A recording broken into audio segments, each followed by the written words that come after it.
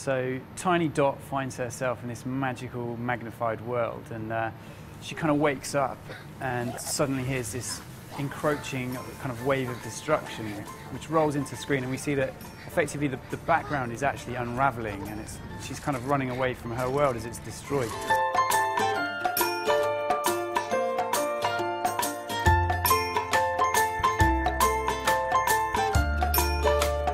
This is Professor Fletcher's CellScope invention. It's basically a Nokia mobile phone and microscope put together.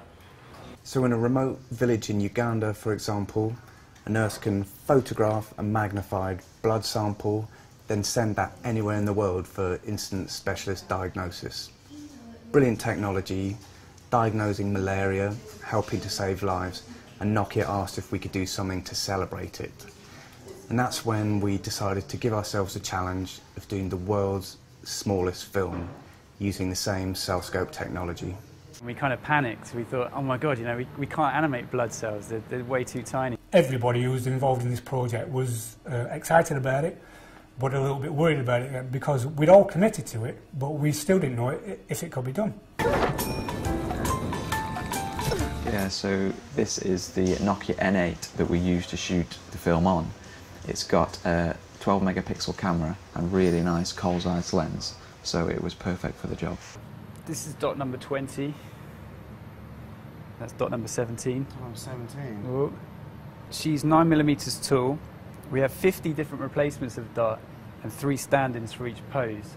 For this, yeah, we've gone with replacements because, you know, she's way too small to be able to manipulate or bend or do anything at all. You put one character in that's in one pose, you take the frame, you take that character out and then replace it with another character in another pose. Animating every day, I think I'm probably making about 4 seconds a day. When we were asked that if the puppet could be around about 9mm tall, then it was obvious that we couldn't make it in the conventional way. So we started thinking about kind of printing techniques and kind of maybe we could print in 3D. What a 3D printer does is, instead of laying down ink in one level, it lays down a resin. Instead of just having one layer of ink, you have several thousand layers of resin gradually building up. They're designed in 2 dimensions on a piece of paper. Then we give those 2D designs to the 3D modeler, and then they come back from the 3D printers like this. Then when we've got the puppet off the rigging that supports it, we stick them onto some very fine wire and then set about painting Dot. What I have to do is stop talking and stop breathing for a couple of seconds. I mean, the scale we're working at, we're really kind of just within the realms of possibility, really. You can't actually print any smaller than this without the head's not forming or the wrist's not forming. And we rigged her hair as well, so we get a kind of sense of momentum as she runs along. It's been a foot that's come off. We've lost a head. A head, yeah, quite early on, an arm. For this film, we had to build our own CellScope to fit the Nokia N8, and it was built by our engineer Lou.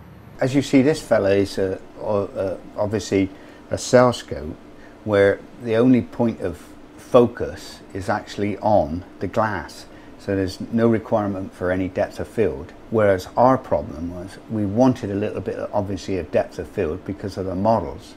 So that's why ours is different. We retrofitted a 1930s rostrum base with motors so that we could make tiny, tiny increments that are computer controlled. Here's our background, here's our set. You can see above it we've got our camera and it's sort of mounted here. We've got our Nokia phone here with our CellScope. But to follow Dot, we start here. The set moves underneath the camera.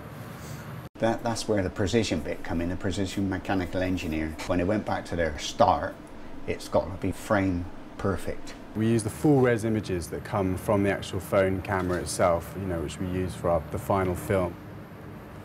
It just showed you Dot on the B, and we could see there was a big bar going into her head.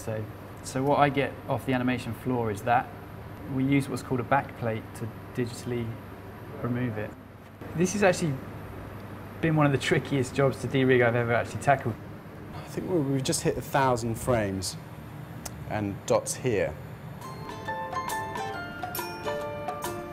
She's she's holding up. She's holding up. I'm being pretty careful with her, but she's still got a long way to go on her journey.